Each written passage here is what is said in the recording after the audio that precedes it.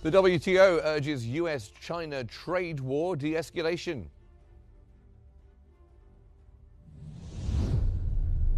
IMO member states oppose global carbon shipping price.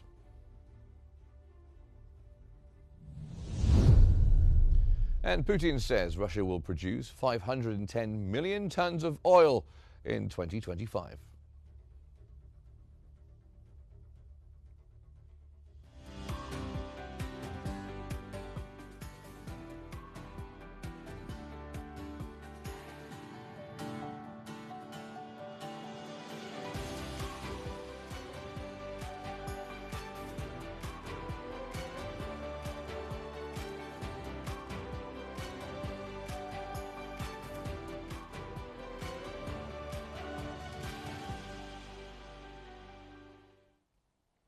Hello there and welcome to Qnews on the economy. I'm Mark Summers.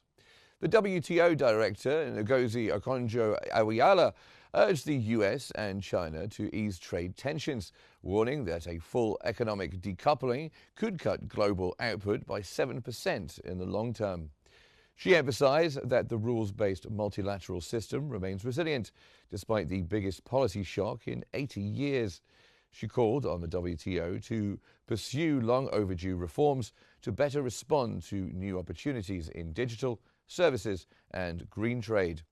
Okonjo-Iweala also noted that most WTO members had avoided joining the tariff conflict, with 72% of global trade still conducted under WTO rules, despite the US signing several bilateral trade deals.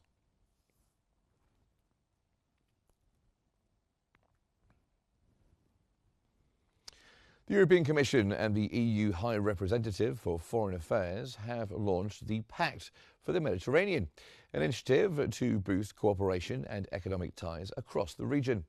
The pact aims to deliver mutual benefits such as clean energy development, increased private investment, and support for regional projects benefiting youth, women, and small businesses. It also welcomes collaboration with partners beyond the southern Mediterranean, including the Gulf states, Sub-Saharan Africa, the Western Balkans, and Turkey. Political adoption is expected in November 2025, followed by the rollout of a dedicated action plan.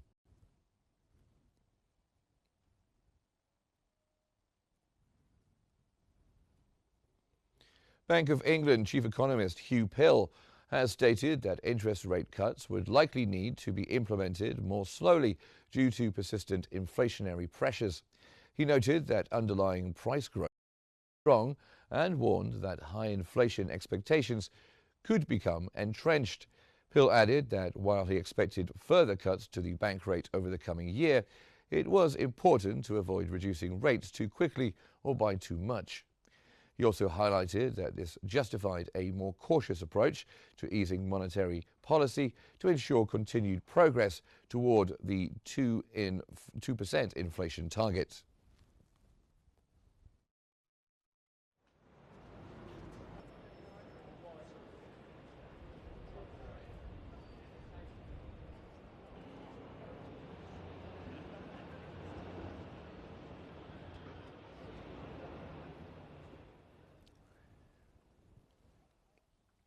Switzerland government has cut its 2026 economic forecast for the country, citing the Trump administration's punitive tariffs as a heavy burden on its industries.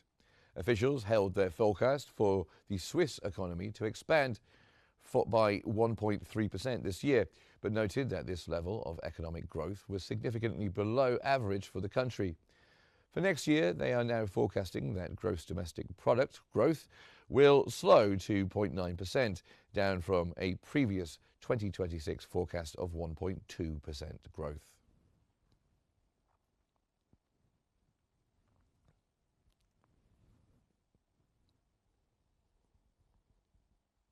Asia now, and the Bank of Japan Governor Kazuo Ueda has stated that the central bank will scrutinize various data, including insights gathering during his time in Washington, before deciding on a potential October interest rate hike. He confirmed that the Bank of Japan will raise rates if the likelihood of its growth and price forecasts materializing increases. Ueda also added that his current view of the global and US economies is largely unchanged from his assessment in Japan.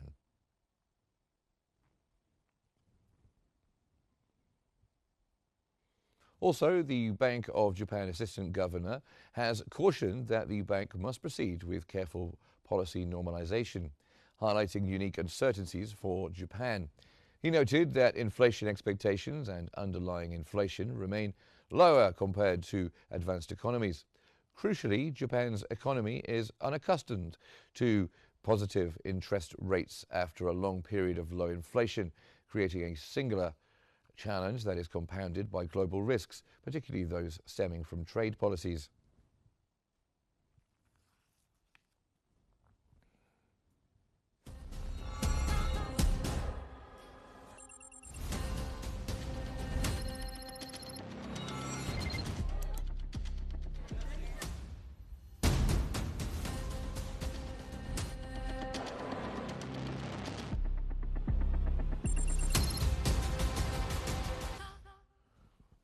The UN International Maritime Organization has delayed the decision on a global carbon price on international shipping after failing to reach consensus on the emissions reduction measure amid US pressure. The decision to delay the deal is a blow to the European Union and other countries, including Brazil, which have been pushing for the global shipping industry to go greener and set out a price mechanism for decarbonization.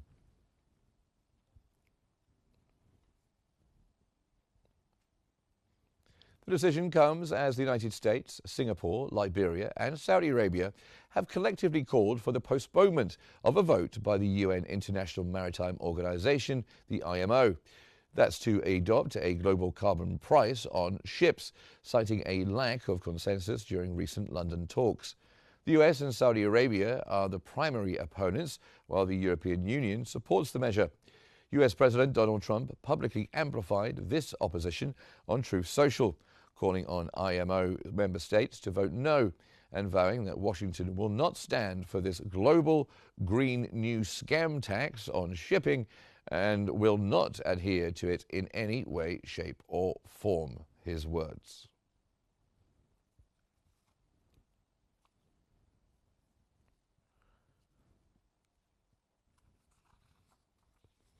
And now we're joined from London by the CEO of QW Capital, Gianluca Lobafalo. Thank you very much for being here with us on Q News. So, with the delay of a global carbon tax on shipping, are countries like those in the EU likely to depend more on their own regional measures? And what impact could this have on the overall cost of transporting goods globally, would you say? Yes, good evening, everybody. So clearly, one of the reasons for the US administration and Saudi Arabia to oppose this carbon tax to get to net zero in line with the green agenda that has been developed over the years and was very well supported by the previous administration in the US is clearly the intention is to reduce the eventual cost. So what the main reason why US and Saudi were the biggest oil exporter in the world are listening is that they want to not to have higher cost to their consumers. So it's a matter of linked to inflation.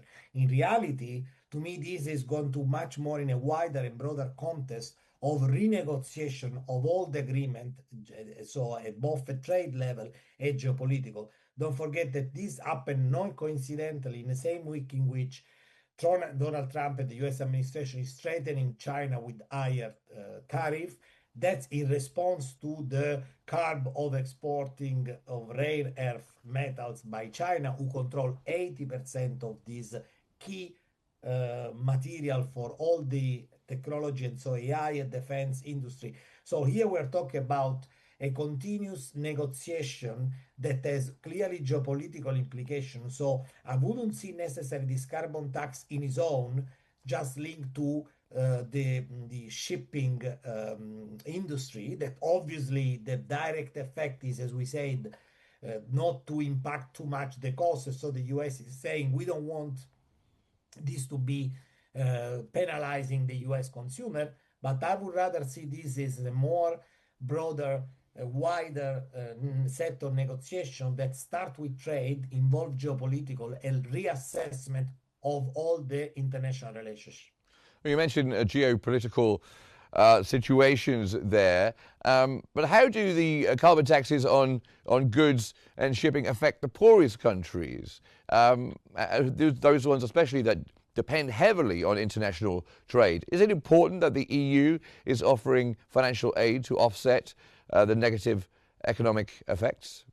Yeah, clearly. I mean, don't forget that this green energy agenda that we all agreed with, because we need to reduce the pollution impact on our planet, is something that has been going on and has some impact as well. Think about the implication it's having on the German GDP that is really paying the higher price of all the European countries. So we know already that this green energy agenda is coming with a high price. Problem is that we have to see if we have set the course already a few years ago. Now, to do a U-turn where we tend to now deny whatever has been done, it would be a bit complicated. So I would say that I don't believe that any country wouldn't recognize the role of reducing the pollution impact going forward. And so the carbon tax on shipping is in that direction. The conversion of the auto industry into the electric in Europe, again, that was done with a specific rigid set of rule. We may question the form, but not necessarily the merit. We may question the timing, maybe to get a target of by 2035, no more old style engine, petrol engine has to be completely disappearing from the European market. That was maybe a bit too aggressive, but sometimes things, when you want to proceed with some revolutionary target and agenda, you have to put some rules. So it's true, fixed rule and rigid rule are not necessarily the right strategy, but unfortunately, paradoxically,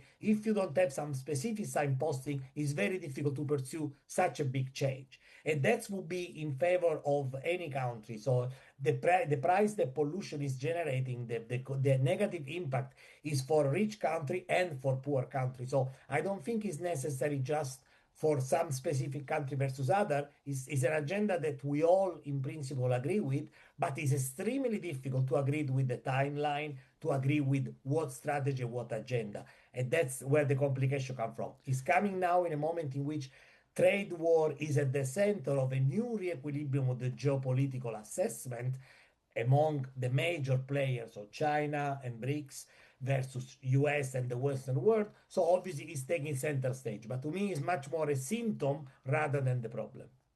Yes, you mentioned there that we all agree with the green agenda. I think there might be some people in Washington that might disagree with you on that one. But what would you say are the key economic advantages of having one global price for carbon emissions when it comes to shipping? Clearly, the target is just in the target. The idea would be to reduce with the carbon tax. Basically, you are trying to reduce the impact of pollution of the shipping trade that is still represent a vast majority of the trade that we do nowadays. So a way to agree on a certain price would make, in theory, going greener, pass me the term, on the shipping trade. Clearly, that's, as you said before, the first impact is on price and so on cost. So here the point is which country is accepting to pay the higher cost. So it's not coincidentally that the two countries who are supporting this delay, this motion of delay the vote, so to postpone it not from 2027, but at least from 2028, where Saudi Arabia and US were the biggest export of oil. So the logic is a short-term logic, and again, is very. We're not, I think, in the position to judge if it was right or wrong. And I think even in Washington nowadays, not everybody agree or disagree with the green agenda. We all agree that nobody is denying the negative impact on a medium to long term of pollution. Problem is that how you deal with that and what kind of deadline. And the Europe decided, as we know, as an inclination, a bias towards fixing rule, but in reality that was a way to have a specific line. Let's draw a line in the sand. That's where we should start to act, and we move forward. There are other country, other administration, like the US administration, is trying to be more pragmatic and say, look, I cannot afford to have this higher cost, above all in a moment in which inflation is not receding as we're supposed to, so I cannot increase and having another tax, let's put this way, on my consumer Well, that thank you for. represents 70% of the US GDP, don't forget. Well, thank you very much indeed. Always a pleasure to have your insights here on Q News. Gianluca Lobifalo, who is joining us from London and the CEO of QW Capital. Thank you so much for being on the program. Now let's get the latest developments from the US.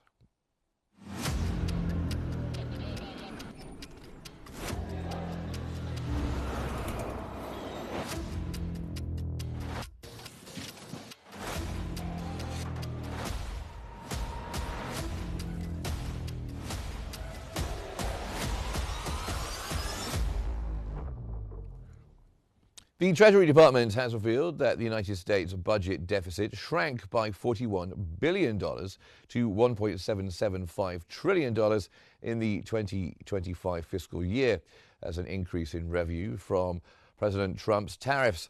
Total receipts reached a record of $5.235 trillion, a 6% increase over the year previous since 2024.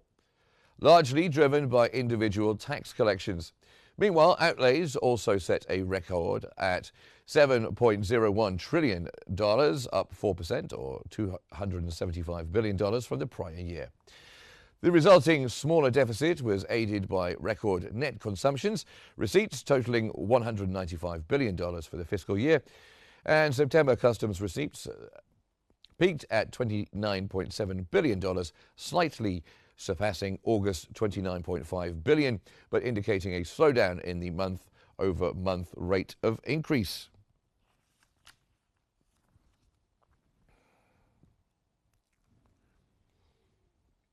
JP Morgan and Goldman Sachs have estimated that the number of Americans filing new applications for jobless benefits fell last week, but lackluster hiring has left many on unemployment rolls.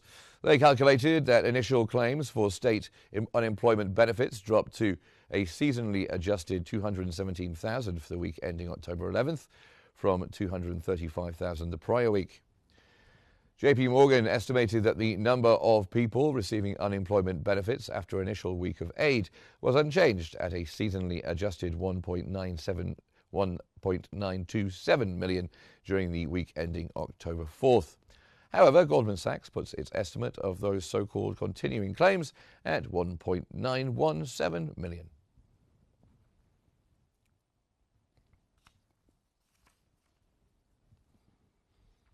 Reuters has reported that major banks, including JP Morgan, Bank of America, Goldman Sachs, and Citigroup, are in talks with the U.S. Treasury to provide up to $20 billion in loans to Argentina.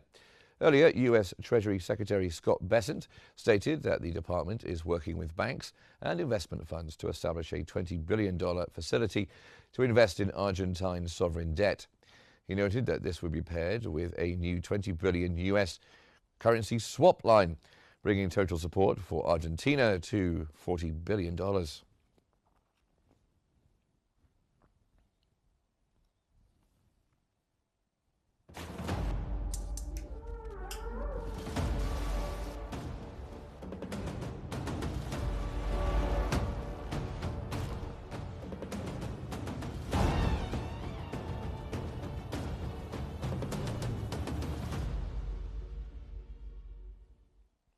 Now, President Vladimir Putin has said that Russia will produce 510 million tons of oil in 2025, a 1% decrease from 2024. He noted that this output aligns with OPEC Plus commitments, which Russia continues to honor to help stabilize the global oil market. Putin also emphasized that coal remains a key part of the global energy mix, despite pessimistic forecasts. He pointed to regional differences, with coal demand declining in the West but rising in Asia. Putin attributed this to the economic efficiency of coal-based power generation and predicted that with the global economic shift towards the Asia-Pacific, coal will remain a major energy source for decades.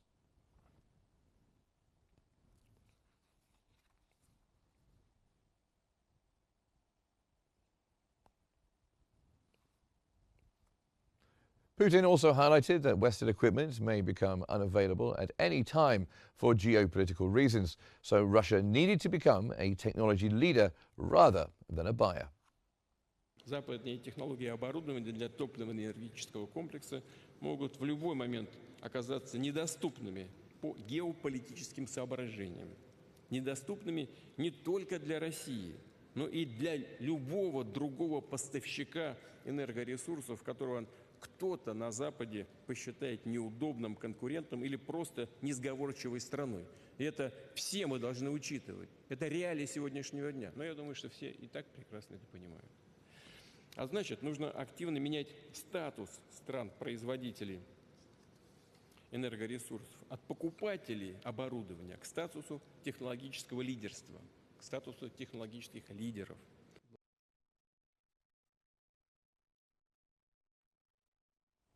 President Putin. Now, who else to talk to on these issues but Rami El-Kalioubi, who is the visiting lecturer at the High School of Economics, joining us from Moscow. Thank you very much for being here with us. Do you think Russia's planned 1% oil production decrease to the 510 million tons this year, as we mentioned, will impact global oil supply and prices? I don't think that there will be any global influence, because actually OPEC Plus is gradually increasing production. So, and this means that these Russian quantities that will be out of market will be compensated by other producers. Okay, and are there potential economic effects on Russia's oil revenue and budget, given its commitment to maintain OPEC Plus quotas, despite all the global market volatility, as you mentioned? Obviously, Russian revenues will decrease a bit, but not dramatically. And actually, Russian oil revenues decreased since 2023, when many European countries stopped to buy Russian oil, and Russia has to sell oil to India and China with discounts. So at this point, there might be a slight decrease in revenues, but not dramatic. And how important is the regional divergence in coal demand for Russia, moving away from the West towards Asia? Actually, the point is that Russia's economy is now reoriented towards Asia, and now two main buyers of Russian oil are China and India. India is under pressure of the United States to buy less of Russian oil, but still United States cannot stop India's purchases of Russian oil. Turkey also continues to buy Russian oil. So Russia managed to replace European market with Asian markets in terms of quantities, probably not in terms of money, but still this is a support for Russian economy. And what do you make of Putin's emphasis, we were just hearing there, on developing domestic technology due to the restrictions in Western equipment? Is that something you think that Russia could achieve? Obviously, yes, because Russia actually is balancing between quantities and prices. So on one hand, when the quantities go up, the prices go down. So at this term, it's important for Russia and other key producers such as Saudi Arabia to balance between reasonable prices and quantities. And do you think that Russia's dual focus on oil production discipline and also the expanding coal exports influence in global energy markets, could this make a difference in the geopolitical economic balance? I don't think so, because actually the discipline in OPEC Plus mechanism has never been too high. So at this point, well, the discipline of key producers such as Russia and Saudi Arabia is crucial. But other smaller players have never been very disciplined. Well, thank you very much. Joining us from Moscow, visiting lecturer at the High School of Economics, Rami El-Kalioubi. Thank you so much for your input. Now, back to our economic news. And Foreign Ministry spokesperson Randhir Jaiswal has said that India was not aware of any telephone conversation between Prime Minister Narendra Modi and the US President Donald Trump earlier. He highlighted that India had noted the latest sanctions announced by the UK. He reiterated that India does not subscribe to any unilateral sanctions and considers ensuring energy security a responsibility of paramount importance for meeting the basic needs of its citizens. Jaiswal further explained that Indian companies source energy supplies globally while considering overall market conditions, and stressed that there should be no double standards, especially regarding energy trade.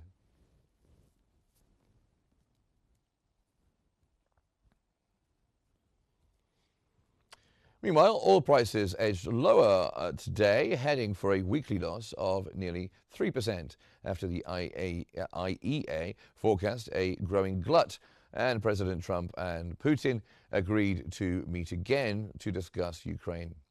Brent crude futures were down 9 cents, or 0.15% at $60.97 a barrel, while U.S. West Texas Intermediate futures were 4 cents lower, down 0.07% at $57.42.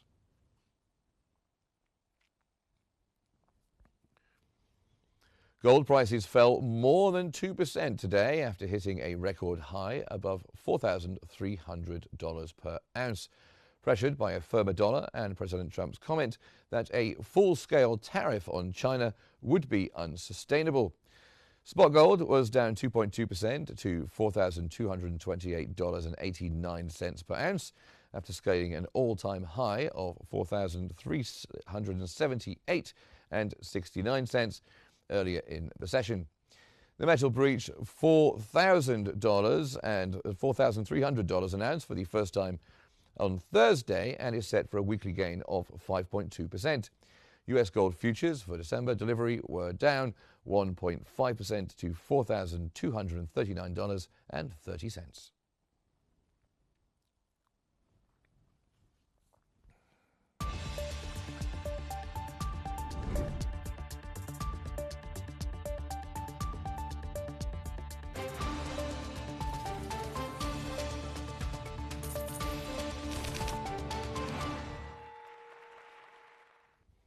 And so before we go to the markets, and global markets have shown mixed performance during Friday's session, as US indexes have shown mostly gains. Meanwhile, EU and Asian markets were mostly down.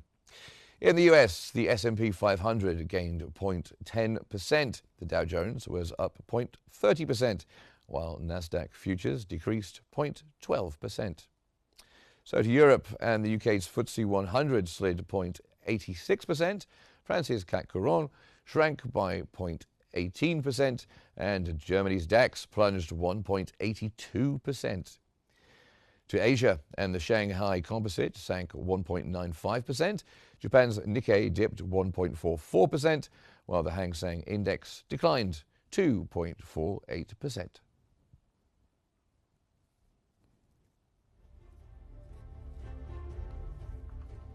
And as we come to the end of our economic bulletin, let's recap the main economic headlines this evening. The WTO urges US-China trade war de-escalation.